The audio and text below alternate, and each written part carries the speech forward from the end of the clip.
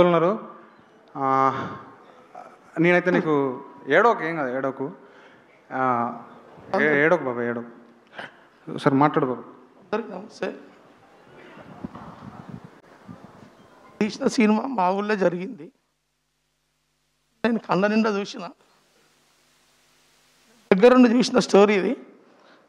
కానీ ఇన్ని రోజులు ప్రపంచానికి తెలియదు, ఇది లోకానికి తెలియదు. ఈయన కూడా ధైర్యం చేసి తీసిన సినిమా. కానీ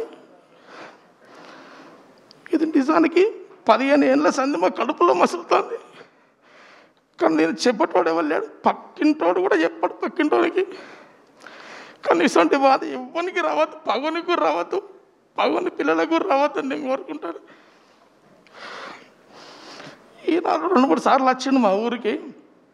వచ్చి ఆ కథ గురించి అడిగాడు బాబా. అడిగితే ఎప్పుడు చెప్పలే పాపం. ఎండల మా సీన్ గాని సాహిత్యగాడు ఈయన నేను కొంచెం చెప్పిన. ఇప్పటికీ నేను ఒకటి చెప్పాలని వచ్చిన కానీ ముఖం దాచుకున్న చూడు సిగ్గు అవుతుంది. అరే లోకానికి చెప్పినవారు సాయిలు,